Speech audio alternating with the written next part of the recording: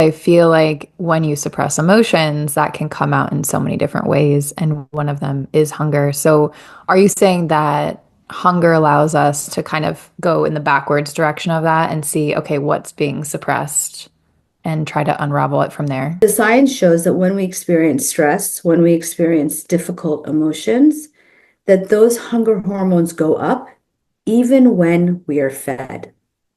And so Interesting. there is true science to support that hardwired in our neurobiology is the fact that when we are experiencing difficult emotions, our hunger will go up and make us desiring food.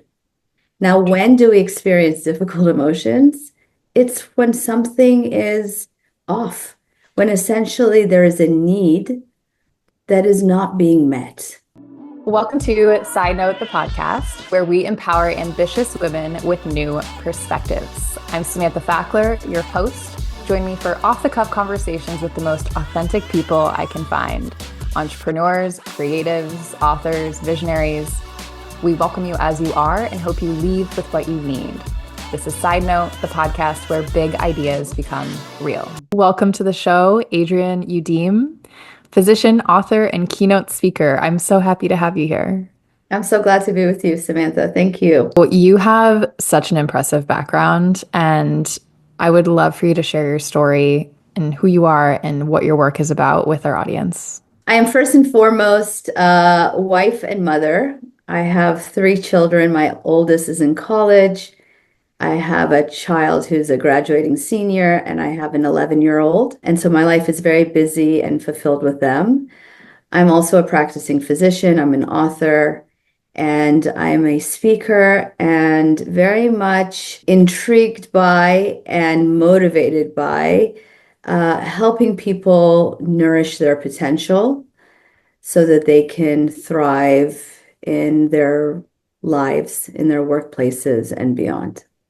Yeah, beautiful.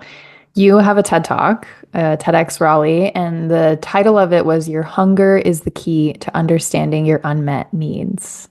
Now, if anyone hasn't listened to it, I highly recommend it. It's on YouTube, you can find it. And you talk about, your work and specifically how you started exploring this weight loss narrative that was a bit counter to traditional medicine. Could you speak to that? Yeah, certainly. And it's interesting because, this TED Talk came out prior to the heyday of all of these medications that are used to suppress hunger, which as a clinician, as a physician, I'm in support of, in the right places and for the right people. But this notion that our hunger is perhaps not something that needs to be suppressed, but in fact is something that needs to be leaned into, that our hunger really represents our unmet needs.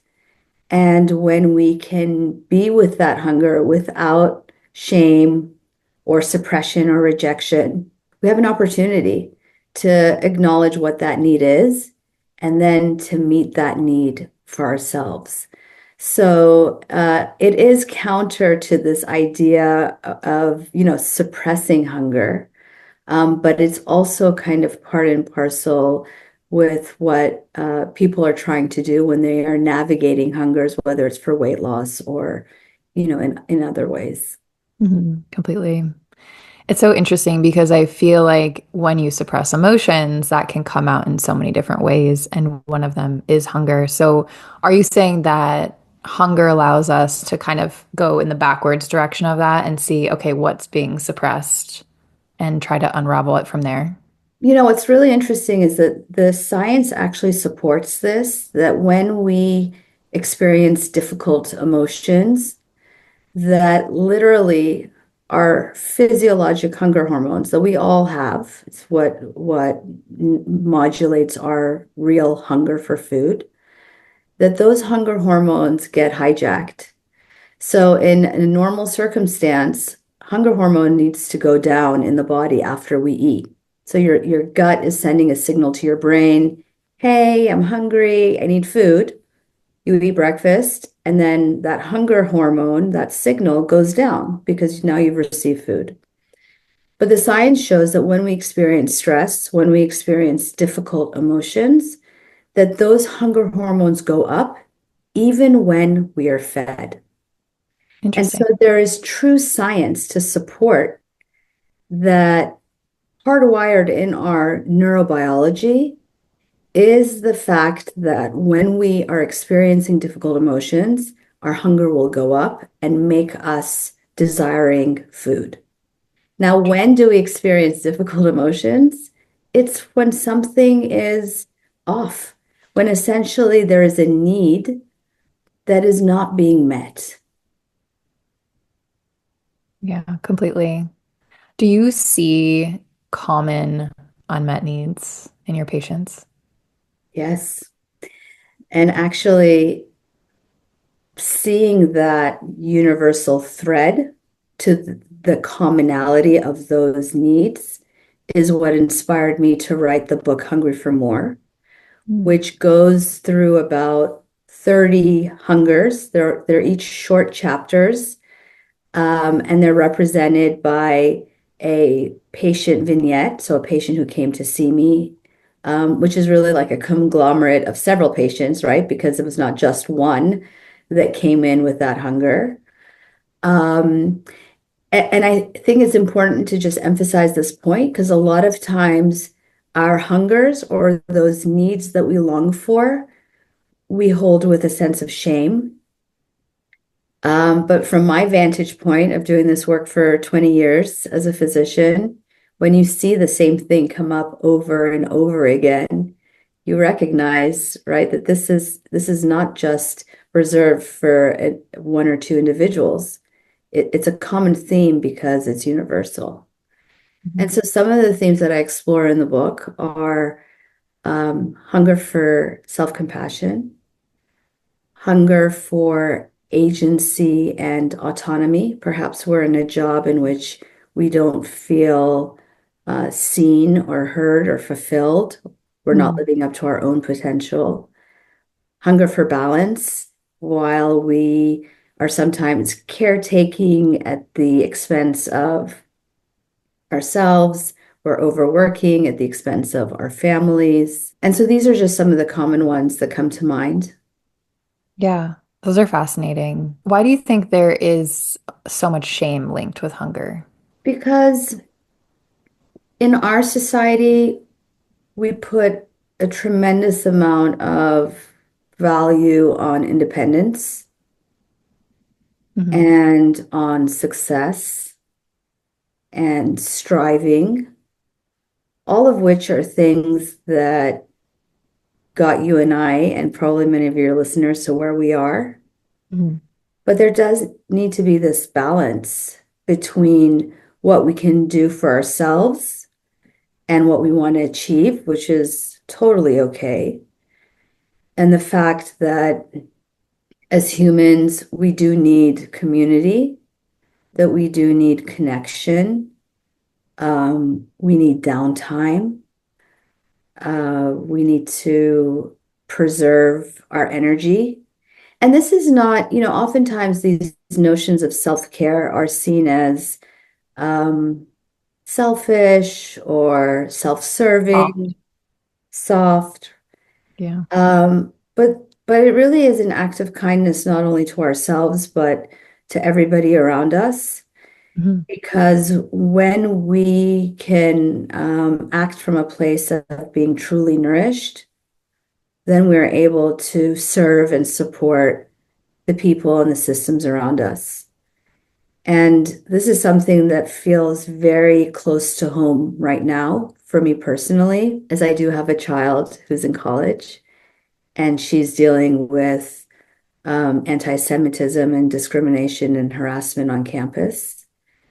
And I do, see what's happening around us in our politics at a time where we really need strong leadership because a lot is happening in the world. Hmm. And yet reactivity seems to be taking away from our intentionality. And so we're Yeah. seeing that in our politics, we're seeing it in our around the globe, we're seeing it in our campuses.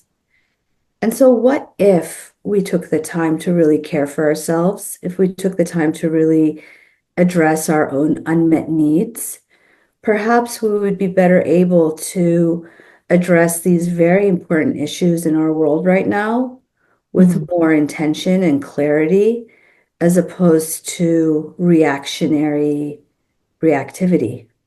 Completely. I mean, the phrase respond over react is, I think, needed now more than ever.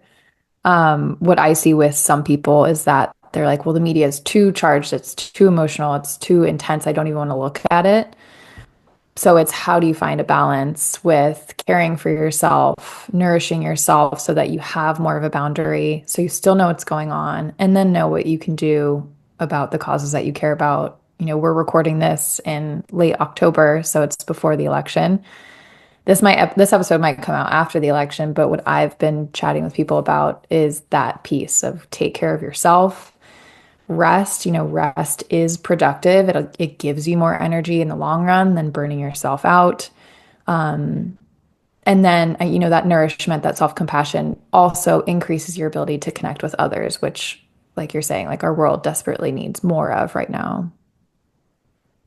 We are recording this in October, um, and it's fall season, right? Even though it doesn't really feel like it in LA. It did for about 2 days, which was exciting, and then it ended. But I have my own podcast called Health Bite, and I was actually just writing my newsletter for it before we got on.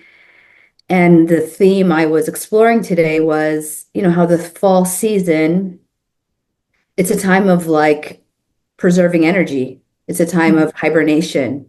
It's a time where the trees let go of old leaves, right? Shedding, yeah, shedding is a big one. Right. So not only is it shedding and letting go of what no longer serves you, or what no longer is needed, but in doing so, you are preserving energy so that you have more bandwidth for what is to come. Mhm. And we need a lot of bandwidth right now. I don't think the message here is that we need to all lay in bed and pull the covers over our faces, which is something that we may feel like doing, particularly November 7th. Right. But it means that if we can do the work that we need to do for ourselves, Hmm. that we can preserve that bandwidth that is very necessary to go out there and do the hard work that we need to do. So again, it's like it is um, a little bit of like a paradox, right? Like it's self-care and preserve your energy, but it's also because we've got big work to do out there, and Yeah. we need to do it in a more intentional way. Yeah, completely. And I think looping back to the first unmet need that you spoke about, self-compassion, I feel like with me and my clients, that is this common denominator that underpins so many different things that, make us prone to reactivity. So when it comes to meeting our need for self-compassion, what do you recommend? So self-compassion actually has very specific, um, I don't want to say the word rules, but let's say rules, right? Or Mhm. components. I think sometimes when we use the word self-compassion, it feels like fluffy, like skipping through the forest. Right. But essentially, self-compassion is recognizing that we all have limitations. We're all fallible. We're all human. We say things that we shouldn't have said. We do things that we shouldn't have done. And we all have limitations. And so the first is just in that moment when you come, against one of those limitations, how do you relate to yourself? Again, the most common reaction is shame, right? Like I have a Mhm. limitation, or I said something I shouldn't have said. I'm so embarrassed. And so the first step is to just acknowledge that we all have limitations, right? And Right. to um, to approach ourselves with kindness, not judgment. And whenever I talk about this, I have this image of like, imagine a child like running in the park with like with a cone of ice cream, right? And she like trips and the ice cream falls on the floor. It's like such a easy, childish, playful mistake. In that moment, the child probably feels embarrassed. She fell. She's upset. She lost her ice cream. Like, as a bystander, as a mother, as a caretaker, what would we do in that moment? Would we make fun of the child? Would we say, oh, you're so stupid for running in the park? No, you would like hold the child with compassion. So when we meet ourselves against our own limitations or our own fallibility, can we choose kindness over judgment? Mhm. The second piece to it is, which I kind of addressed a little bit, is the common humanity piece, right? Like, Yeah. you're not the only person that's fallible. No, we all are. We all make mistakes. Even the doctor, even Beyonce, right? Like, we're all fallible. I don't know why I choose her. For some reason, I always choose Beyonce. She's a queen, so But like that common humanity, right? And so yeah. sometimes that takes the sting away, recognizing, yeah, like everyone does it. Yeah. Everyone has limitations. And then the last, which maybe should be the first, is just awareness. Awareness in Mhm. that moment, the reactivity in those moments when we come across our limitations is again to be judgmental. But if we can stop and just be aware of what's going on, what feelings are coming up, and Mm. how we can navigate them a different way. Yeah. There's um there's a personal anecdote I want to workshop with you because I'm curious what's underneath it. I think self-compassion is there, but maybe something else because it comes back to this hunger piece. But recently I have a family member who's in the hospital. He is dying. We knew this would happen. And so we're expecting the outcome that's laid out before us. I went to the hospital, spent the day with him, came back home, and I felt this guilt for not having more time to go to the hospital and be there for him for as much time as possible before, he transitions. And I felt like during this period I had like no hunger, like I couldn't eat. And I'm curious what is happening there between hunger and emotions. Mm. First of all, my heart to you for a difficult situation. It Thank is you. indeed universal. Yeah. Um, and it's funny because sometimes my patients will say this, they'll be like, it's never them, but it's like their best friend, right? Hmm. Like you might be that best friend that somebody wants to kill. Like, why is it that Samantha never eats when she's stressed? And meanwhile, I gain 10 pounds, right? Um, Ultimately, it's a relationship with food, Yeah. right? Yeah. And it goes different ways for different people. So even though the common narrative is like stress eating or what have you, the fact that you don't feel hunger in those moments is just a different relationship with food. But yet it is a relationship. It is and as we said, maybe Yeah. even a mirror. And Mm. so this may not be accurate. And I'm not a psychotherapist. I tell my patients I act as an untrained one in the office, which is dangerous, but I'm not a psychotherapist. Um, but it may be worth exploring for people who have those restrictive tendencies with food, where Interesting. else they may be withholding or restricting in their life.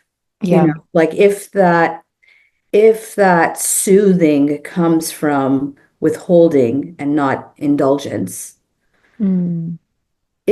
are there other ways in which there isn't permission or there isn't allowances in our lives where there should be? Ooh, I'm gonna think about that for a very long time.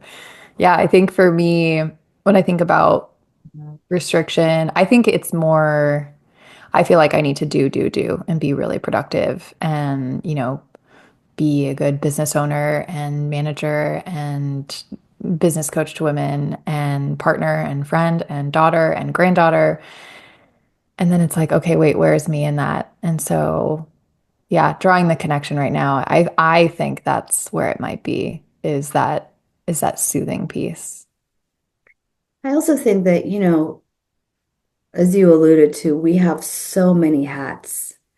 And so many of us professional women have become really good at juggling all the hats and keeping all the balls in the air. Mhm. And then just one more ball or one more plate, right, feels like upending. Yeah. And we don't want to give ourselves permission for that space. It's like, no, I still have the coaching clients, the patients I need to see, and I have to do X, Y, and Z. Mhm. And it's taken me personally a lot of time, and I struggle with this as still, even though I've contemplated it. Um, Allowing life to happen, Yeah. giving ourselves permission to not be robots and think that we have to be on that same schedule all the time. There are times in our lives where the schedule needs to change. People get sick, they're in the hospital, we get pregnant, we may want to spend time with our children, we're caretaking. I mean, there are so many, we have our own illnesses, right? Or emotional things happening, changing relationships, there's divorce, and so we have to recognize that like life is fluid and I tell you that it's something that I've long contemplated because I never gave myself that time. 20 some odd years ago when I had my first child, I went back to work after 10 weeks. I was a resident at the time. I was working some weeks 110 hours a week Wow. Oof. and still wanting to breastfeed because, of course, God forbid I should give her formula and still do all the things. I'm a wife. I think back to that time myself with a Mhm. lot of compassion because I didn't give it to myself at the time. I didn't give myself permission to let life unfold and to give myself what I needed in that moment. And these things are evolutions. So even though I can reflect on that time, there are still times that I come across the same tendency of, wanting to just power through. Mhm. And at least now I'm more able to recognize that. Whereas before I had no, I was completely blind to it. Yeah. Yeah, that concept of powering through. I think as anyone who's a high achiever, there's a lot of high achievers in this audience. They think they can power through. And so like, no, I'll just send one more email. I'll just work like 20 more minutes. And then you're totally burnt out. And then, yeah, I think like you said, I really want to go back to the piece around hunger as a mirror because before we started recording, we started chatting and having this amazing conversation how you see hunger as a mirror and I see business as a mirror. And what's happening in those two spheres of our lives is very reflective of what's happening inside of us. I actually believe that like our relationship with food is a mirror.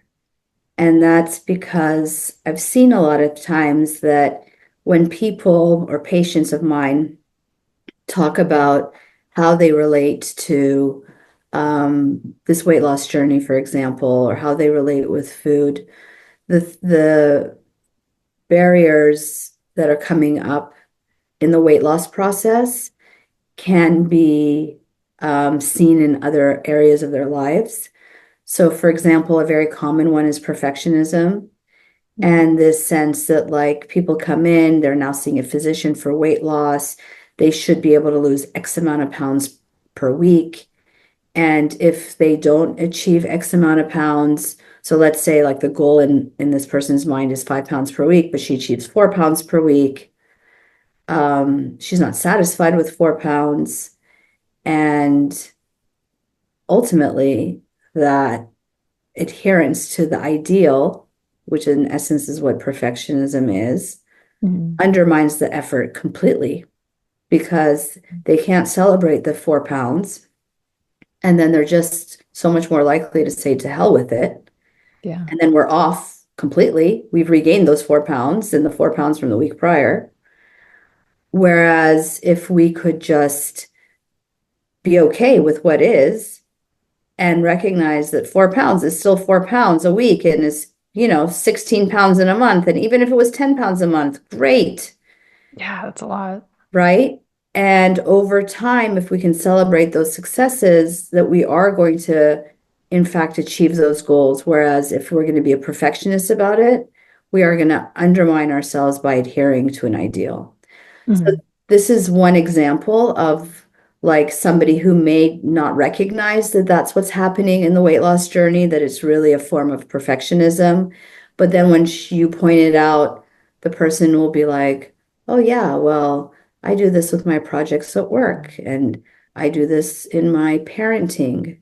I have to be the perfect mother, um, and so there are a lot of examples in which our relationship with food or how we navigate this process of weight loss, which is, it just so happens to be what I do in the office, we can see in broader strokes of our lives. And so the book, Hungry for More, really talks, the subtitle is Stories in Science to Inspire Weight Loss from the Inside Out. But I so regret that subtitle because Really? even though it makes sense because the stories take place in a weight loss office. The stories have nothing to do with weight loss. Mhm. The essence of the book has nothing to do with weight loss. It has to do with the universal struggles that we all experience. And it just so happens that it's playing out in my office. Yeah, it's so fascinating. And I think the perfectionism piece is huge. I see that with a lot of people. And I imagine that's what leads to yo-yo dieting. Would you say that's correct? Or is there something else going on with yo-yo dieting? Yeah, I mean, I think perfectionism is a part of not being able to, of like falling off the wagon, even though I hate that expression.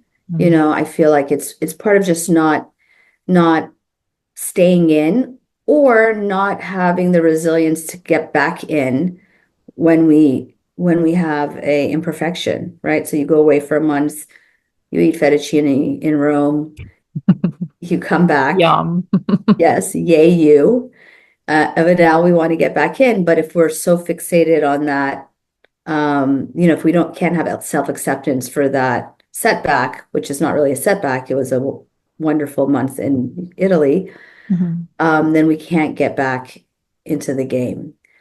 Um, when it comes to food and weight loss and like this concept of yo-yo diet, it really is very complicated. Like I can't sum it up in one bite. There's a lot of physiology there that makes it difficult to lose and to keep weight off. We defend our weights physiologically. And so I think that's like a whole other conversation. But suffice it to say that it requires an abundance of self-compassion to engage in that process. Yeah, I imagine so. I am also curious, as many doctors stick to just being a pure clinician or having a clinical practice, what drove you to also become an educator, an author, and really expand all of this? I love the education piece. And even when I was, I was a medical director for Cedars-Sinai, and I built out an educational piece for residents and for my colleagues in terms of the practice of weight loss. The mental health and the emotional and spiritual piece really happened when I left. I think I gave myself permission to engage in something that I was always interested in or aligned with, but in the four walls of an institution and in the white coat, I didn't give myself the permission to do so. It's funny when I reflect because even though I took more science classes than my actual major, because I had to get into medical school, my actual major was a bachelor's of arts in classical civilizations, in Oh, Greek and wow. ancient Roman civilizations. So I always had this contemplative, introspective, writing side of me. And I actually have kept a journal since I was 6 or 7 years old. Oh. So, and I mean, there's great science behind it too. I love when science aligns with, what feels good, but there's great science behind the benefits of writing and journaling. So I think leaving that position just allowed me to explore more facets of myself. And it's not I think culturally we're here or there. We're either like really white coat and doctory or we're really woo-woo-y. Hmm. And there's ways to blend rigorous science with holistic, I guess, practices, spiritual practices. And I think that's where the magic really lies, in being able to blend those worlds. Completely. It's really funny how similar we are, but in different spheres, because I believe the same with business. I have a very intense and long corporate background, but on the side of that, I would trade like my blazer for my kimono at night and then do like meditation training. And I became a Reiki energy healer. And then now as a business coach, I kind of blend both worlds together. And there is a magic to that. Yeah. Yeah. It's so fascinating. Um, you encourage patients to consider their emotional values. Can you share a case where helping someone uncover their true values completely transformed their approach to health? Yeah, and we talked about this a little bit before we began recording. There's a personal story there. And by the way, all of the hungers that I speak about in the book, the patient hungers, I always follow it with my own personal experience, really just to hone in on that truth that they are universal. But when I was practicing as the medical director, they had this program for future leaders of the institution. And so they had handpicked 30 or 40 clinicians and administrators and, various people throughout the hospital to join a think tank. And they brought in people from Washington and they were basically cultivating, future leaders. And at one point in time, we're sitting in this room and the facilitator asks us to close our eyes and to envision the kind of leader we want to be for this institution in the next 30 years. And in that moment, I close my eyes and I just can't see myself there in the next 30 years. And I recognize that I can't even see myself there in the next 30 days. And I walked out of that room and I wrote my letter of resignation. Wow. Okay. What happened next? And, a lot can be said about, like I think about burnout and institutional responsibilities and, all the things that could have been done by the institution, um, or institutions in general, right? Corporations in general, Right. workplaces in general. But then I also think about what I could have done for myself that I didn't do. And yes, it required courage to ask for those things. And yes, I was young and driven and all of that. But I do think that we have to take ownership of our own physical, emotional, and therefore also professional health and well-being. I mean, this Mhm. is a perfect example of how not adhering or not tending to those parts of myself ultimately drove me out. I loved the institution. I loved the people I worked with. I loved the program I created and the work that I was doing. And, I believe that there's reasons for everything. So no regrets. But in retrospect, I think, okay, well, um, maybe for me or for other people who are in the same place, there are things that can be done to prevent us from getting to that point where, on one hand, we're seen and being cultivated as the future, and yet we find that there's no future for us where Hmm. we are. Yeah. Yeah. Tending to those emotional reserves can increase our runway wherever we're at, especially if we're enjoying it. But if we don't, sometimes it can lead to a pretty hard pivot. And so, what was the chapter that came out of that after your resignation was in and you left? So I left. I gave myself a whole 2 weeks before I started in private practice. At the time, I thought that was really indulgent. But I did start seeing patients half time, as opposed to like full time. I mean, sometimes 7 days a week when I was rounding in the hospital. And I allowed my creative side to be explored. So I started a line of supplements. I created a nutritional bar. I got into a supermarket. Then I closed that business. Then I wrote a book. Then I did a TED Talk. Then I started corporate speaking.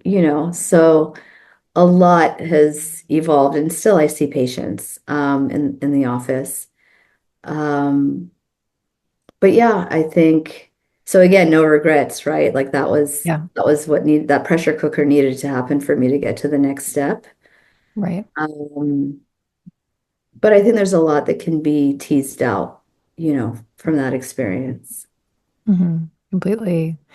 And, you've already accomplished so much, but I can see the books behind you. I feel like I can see words like buzzing around your head as we speak. So, what do you think is next for you in the next 5 to 10 years? There's definitely another book or books. Um, definitely. I am really interested in this idea um, of redefining nutrition beyond the food that we eat, including the company that we keep, the words that we use towards ourselves, how we engage in rest and play, contemplative practices. And I think that that work um, can and should be applied to the corporate world because a lot of us are having these conversations on the sides, but institutions, corporations, physicians in general, lawyers in general are not having these conversations. And that's where it needs to be held. And so, to that end, I'm also really passionate about expanding my speaking in that space. And I'm doing, a lot of that serendipitously right now, but I want to be more intentional about it. And yeah, when I'm driving, I fantasize about myself in a big jumbotron. I'm like on a huge freaking stage. Yeah. I love that. And that will happen because you just spoke it. Yep, Yeah. I believe that to be true. Yeah.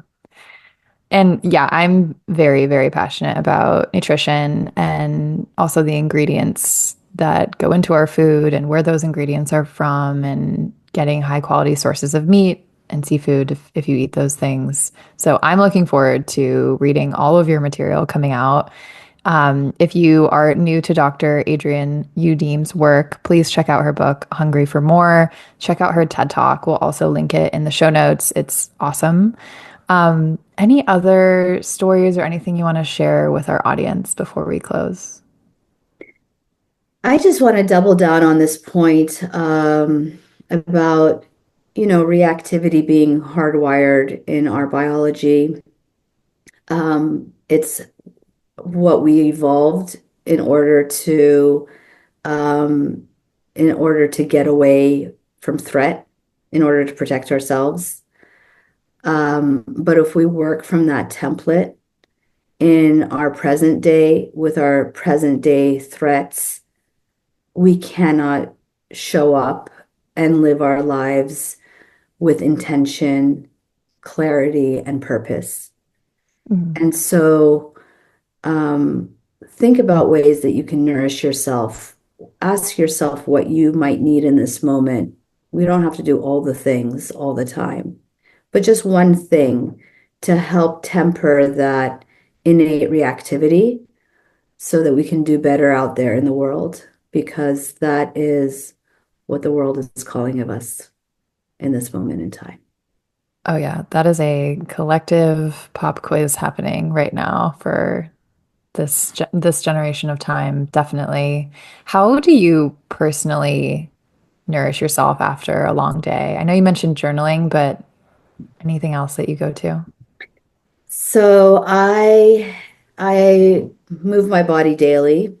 It's a mental health thing for me to run or spin on a bike or lift weights. I journal frequently. I like to the same kinds of things that we're talking about here, I like to get doses of from other people. So I'm always kind of reading or listening to content because I think that we all need to be reminded. And these days, I'm putting some extra emphasis on getting adequate sleep because it's something that I very much have neglected. I've always exercised. It was always part of my value system, but sleep was like, you can do it when you're dead. And I'm realizing, yeah, not so much. Yeah. I get that. For me, getting into my body is really helpful too, especially after a long day of Zoom calls because I am so in my head during that period. And sleep is a big one that I've been thinking about recently. You know, there are a lot of wearables now. You can track your sleep, you can track all sorts of things. Oh, there she is. If you're listening on the video, Adrienne just waved her Aura ring, which tracks many different metrics. But one thing I've noticed is that whenever I drink alcohol, my sleep patterns are totally off. And when I don't, my sleep patterns are more healthy. I'm sleeping deeper, longer, all that good stuff. So I've thought about, maybe cutting alcohol out or decreasing even more, maybe once a week to once a month or something. Do you have any thoughts on that? Yeah, it's funny that you bring that up. I had a period of time a few years ago. Actually, in preparing for the TED Talk, I told myself for 3 months I wasn't going to drink because this was something that I really wanted. I really wanted to like do well. And so I was like, all hands on deck, sister. And then after the 3 months, I felt so good. I was so rested, less anxiety, all the things. And so I continued it for about 8, 9 months Um, until I went on vacation with my family to Spain, and my husband was having sangrias every day. And I was like, well, hell, I want a sangria. And that kind of stopped the like, I don't drink. Like I had told myself, I'd gone to a point where I'm like, I just don't drink. Like I had not done it at dinner parties and, at the end of the day for so long that I didn't. It was not something I did. But then I did. And so then when we came back home, it slipped back into my life. Um, and then I again made the realization that this doesn't serve me. Hmm.